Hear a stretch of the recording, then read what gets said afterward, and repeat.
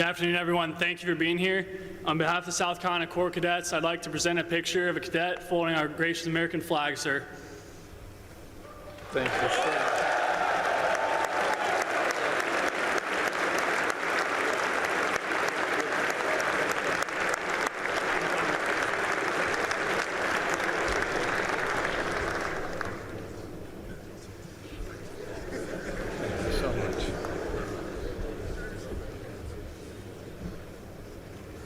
Well, to Governor McMaster, First Lady Peggy McMaster, Deputy Secretary Zace, General Walters, state legislators, distinguished guests, it is great and it is an honor to be at the Military College of South Carolina, the Citadel.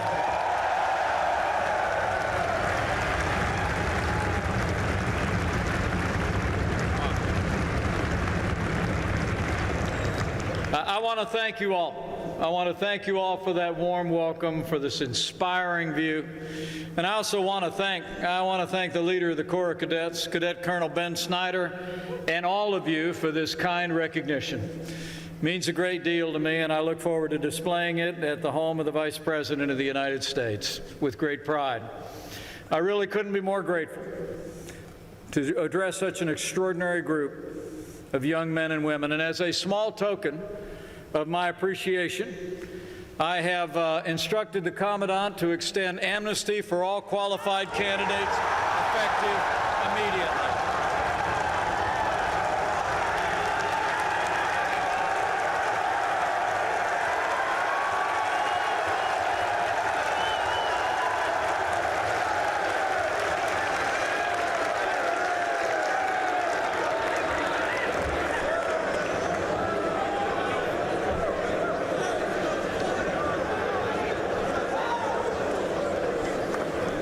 Thank you, General. It really is an honor to be here with so many inspiring young Americans and so many people that have made such a difference in the life of this historic institution. There's a couple of people that I have to mention particularly. A fellow I've known for many, many years. He served in Congress from the great state of Indiana. I know he is a distinguished graduate of the Citadel, and he's one of the greatest champions of this institution anywhere in America. Would you join me in thanking former Congressman Steve Booyer for a lifetime of service?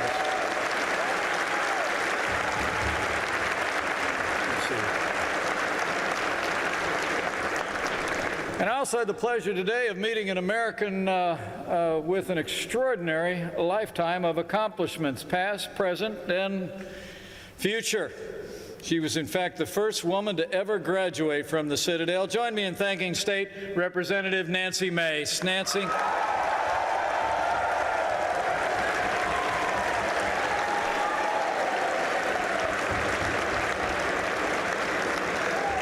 Really is great to be here with so many distinguished people from all across the great state of South Carolina. So many friends. And allow me, before I get started, to bring greetings from another friend of mine, a great champion of all of the men and women who serve in the armed forces of the United States of America. I bring greetings from the 45th President of the United States of America, President Donald Trump.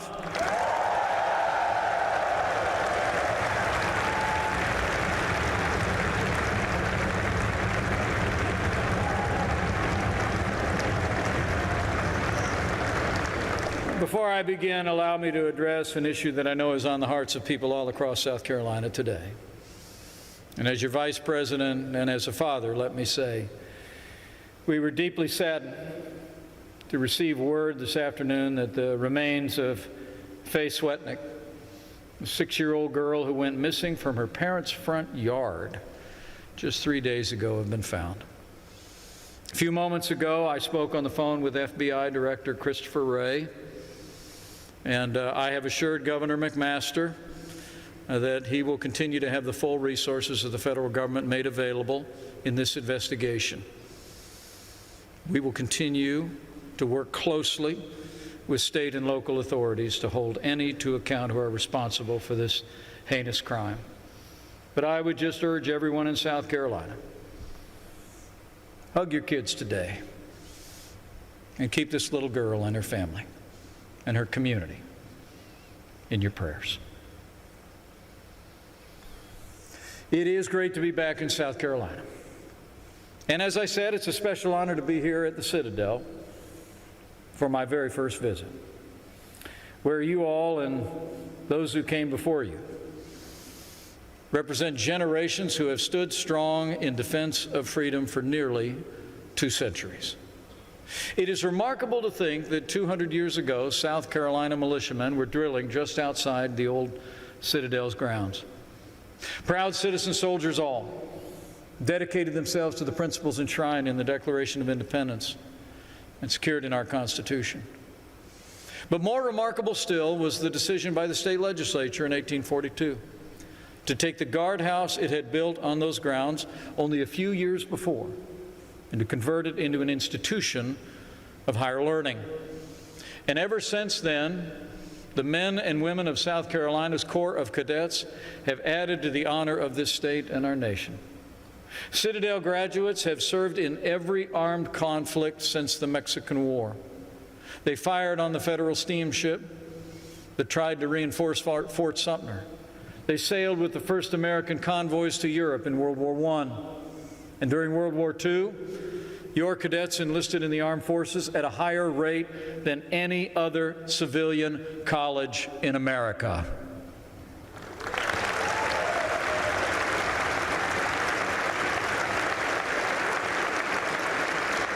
One of your alumni, Horace Crouch, was one of the Doolittle Raiders. And your class of 1944 is known as the class that never was. Of the 565 cadets who started, almost every last one of them entered the military during the war. The Citadel continued to serve our nation with 76 of your graduates giving the ultimate sacrifice in Vietnam.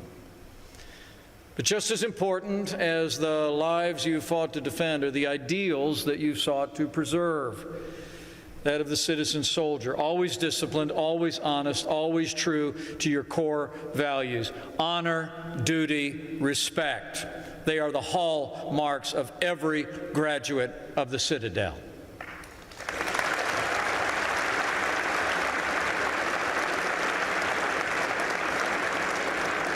And so I come here today on behalf of the President of the United States and a grateful nation simply to commend each and every one of you. Men and women of your caliber could have gone to any school in the nation, but you chose the harder path. Even when you were a lowly knob, you swore to uphold the Citadel Honor Code, that the cadet does not lie, cheat, or steal, nor tolerate those who do. So, whether you hail from Bravo Beach,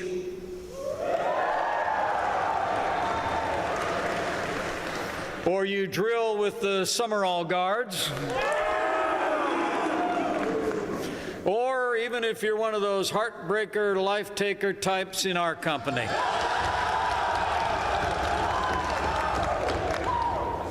People of South Carolina and America couldn't be more proud of each and every one of you. Give all of yourselves a round of applause.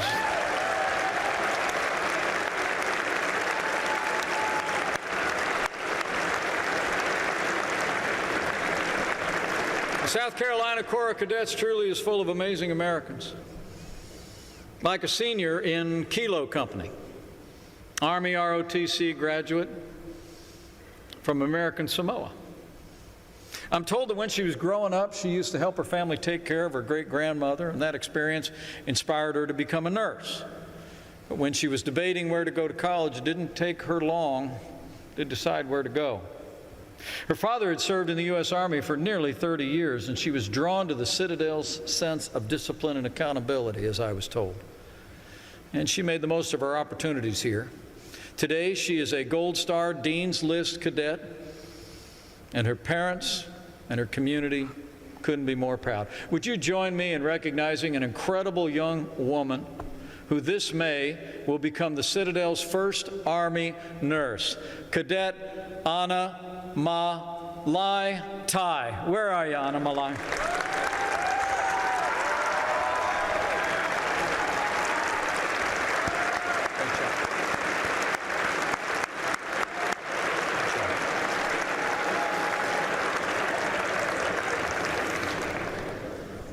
like another member of this Corps, like a pre-med biology major from actually Irmo, South Carolina. Last year, I'm told he was named one of the top 10 Army ROTC cadets in America. It's not hard to see why. Member of Phi Kappa Phi, Academic Honor Society, Pre-Med Society, even the Citadel Flying Club. Just before he graduates in May, he's going to accept a commission in the United States Army. Join me in thanking and recognizing Cadet Paul Ryan. Where are you, Paul?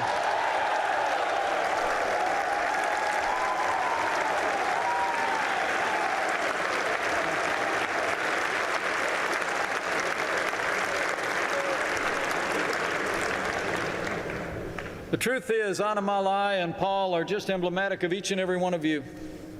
You all have your own stories. You all answered your own calling to be here.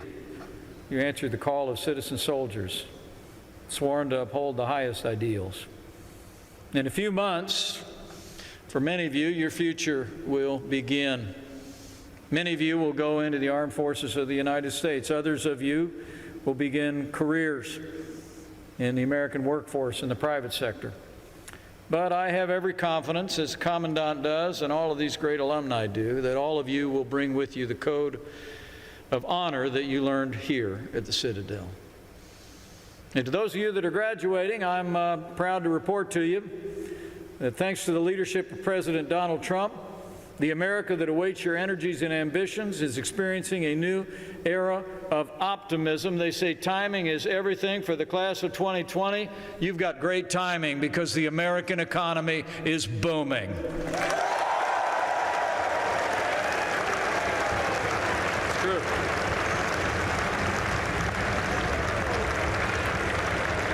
From the first day of our administration, President Trump promised to revive the American economy, and we went straight to work with strong partners like Governor Henry McMaster in state houses across the country, with great allies like Senator Lindsey Graham and Senator Tim Scott. We cut taxes across the board for working families, businesses large and small. We've rolled back more federal red tape than any administration in American history. We unleashed American energy. We fought for free and fair trade, and in a little more than 3 years, businesses large and small have created 7 million new jobs across this country, including 121,000 jobs right here in South Carolina.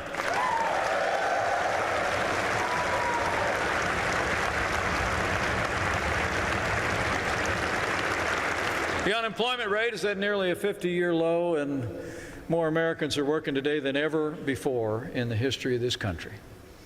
You know, many of you will enter that economy, and there are opportunities for men and women of integrity as never before in this economy. So get ready. Get ready to bring everything you've learned here into those new opportunities. Now, some of you will go into private sector jobs. Some of you will go into public service. Some of you will follow the path of your extraordinary teachers and professors here. And why don't we give them a round of applause? This is an incredible faculty.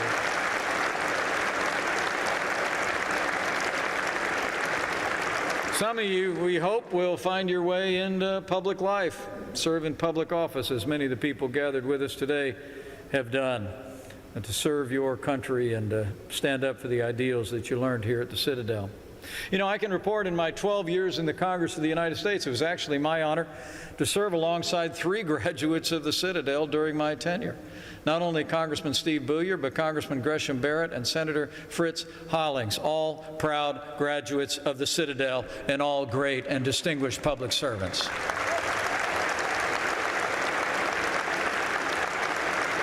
So opportunities will abound for all of you that will graduate this year and all of you that will graduate in the years ahead. But of course, the Citadel has a long and storied tradition of preparing cadets not just for careers and lives in private life and in business and in enterprise and in education and in public service, but there's an extraordinary tradition here of military service. Upon graduation, I'm actually told by the Commandant that approximately 1/3 of you will receive a commission in the United States Armed Forces. And on behalf of our Commander-in-Chief, You have the thanks of the American people for stepping forward to serve our nation. Thank you all. But here at the Citadel, all of you know the armed forces of the United States is the greatest force for good the world has ever known.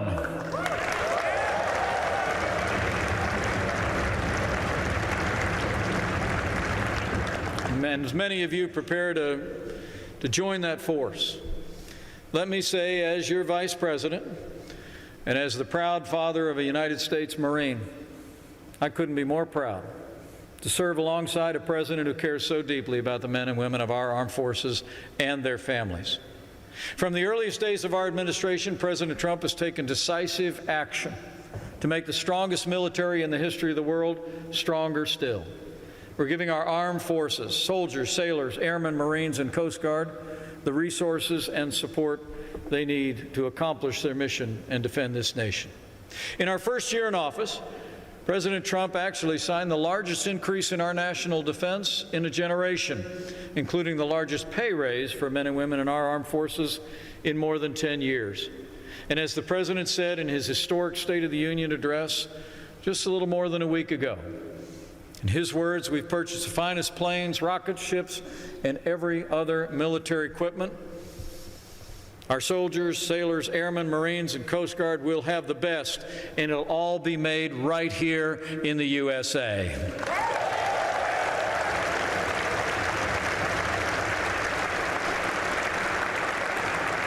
So let me say to all of you who will choose to step up, raise your right hand and take that oath to support and defend the Constitution of the United States against all enemies, foreign and domestic. I'll make you a promise. What the world knows well, what every American in uniform knows. You will have a commander-in-chief who will always have your back.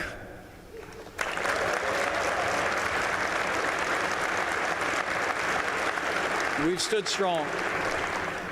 We stood for a strong national defense.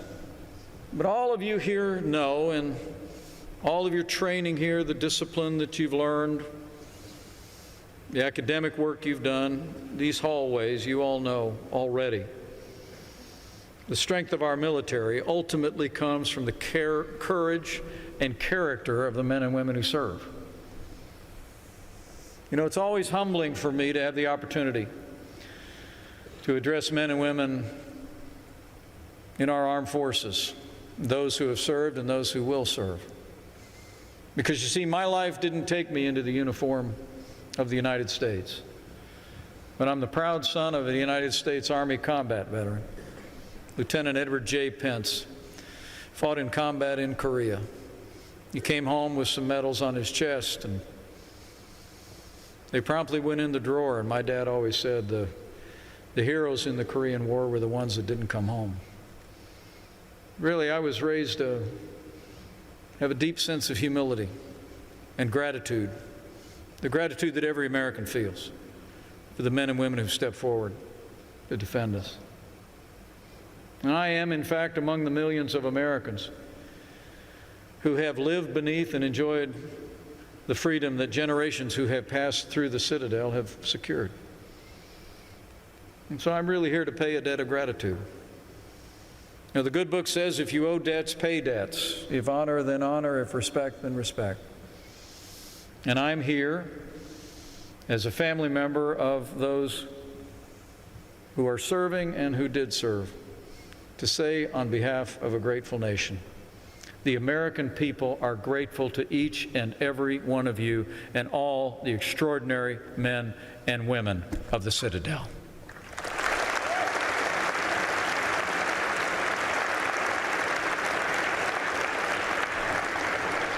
So on behalf of your Commander-in-Chief, to those of you who will put on the uniform and all those who will serve in other ways, this state and this nation, let me close with an admonition to all of you. What you've learned in this place, what you've seen and heard in those that you admire here, carry into the next chapter of your life. What you've learned here at the Citadel, put into practice whatever your next calling, and be servant leaders wherever you're called to serve. You have in no small way learned the habits of heroes. You've also learned the habits of leadership. And now, someday soon, you'll join the illustrious line of graduates, and you, all of you, we know, will find a way to serve this nation. And so I want to challenge you. Be a leader. More than anything else, this nation is in need of men and women who will step forward and lead. But remember, as you lead, make sure that you're every day working to develop the inner man and the inner woman to be the kind of leader that people will follow. In a word, be men and women of integrity. People follow leaders they trust. You know, over the course of my life, I have concluded that some of the most important qualities in any human endeavor are humility, orientation to authority, and self-control. And they're all things you've learned here at the Citadel. Many of you will enter the service as officers, but others of you will move to other positions of leadership and service. And right now, I think you should decide that you will do so with an attitude of humility. Consider others as more important than yourselves. Approach every problem as a listener. Proverb in the old book says that one who puts on his armor should not boast like one who takes it off. Those of you who serve, those of you who are called perhaps someday into conflict, should approach it with the same attitude. I mean, the best decisions are made through counsel, collaboration. Have the humility to listen. It is the essence of strong leadership. Second is orientation to authority. You learned it here. Carry it from here. Like the centurion who told the Nazarene that he was a man under authority, so many of you will be men and women under authority. So I admonish you, those that will put on the uniform, respect the unified chain of command. Submit yourself to the authorities placed above you. Trust your superiors, trust your orders. And through your actions, help those that are leading you to be better leaders as well. And finally, as you've gone through some rigorous years of training here at the Citadel, time of great personal discipline, I challenge each one of you, don't lose that. Discipline is the foundation of all accomplishment. Be an example of self-discipline to the men and women you lead, whether that's in our armed forces or whether in private life. You'll inspire them by your discipline without saying a word. To lead others, you must lead yourself first. And so cultivate self-discipline. It wasn't just for the Citadel. It's for a lifetime of accomplishment. Cultivate all these virtues, carry them from here, as you've already begun to do in this great school. And I know, like so many generations before, men and women gathered here will lead lives of consequence and distinction. Will lead with integrity. Be an example to those around you. Serve with honor. Take care of all of those that are ever under your care and set a personal and professional example. And never forget, to whom much is given, much will be required. Here at the Citadel, you have been given an exceptional education. Your parents made it possible. Your teachers and instructors have poured a strong foundation in your life. Now go stand on that foundation and build a life to the betterment of this state and this nation. And to those of you who will put on the uniform of the United States, as I was preparing to come today, I Had a little devotional time, and I just happened to be reading a proverb that I thought was particularly fitting. I'm going to encourage each of you to remember these words. Those of you that will be called to wear the uniform. Those of you who are willing to step forward in harm's way, just remember. No king is saved by the size of his army. No warrior escapes by his great strength. A horse is a vain hope for deliverance. But the eyes of the Lord are on those who fear him, on those whose hope is in his unfailing love. So from me to you, I encourage you, carry everything you have learned from here and put your trust in him. He will ever guide you and protect you. So thank you for the honor of being with you today. It's the greatest honor in my life to serve as your vice president. I leave here today, I look at all of your shining faces, these impressive students, this extraordinary institution. I'm just more confident than ever that as long as we have men and women with the courage to serve and step forward on freedom's ramparts, as long as we have heroes who count our lives as more important than their own in the service of freedom, as long as we have patriots like all of you, we will protect this nation. We will defend our freedom, and we will forge together a future of security, prosperity, and peace for ourselves and for generations to come. So may God bless the Citadel and all who pass through these halls. God bless you all, and God bless America.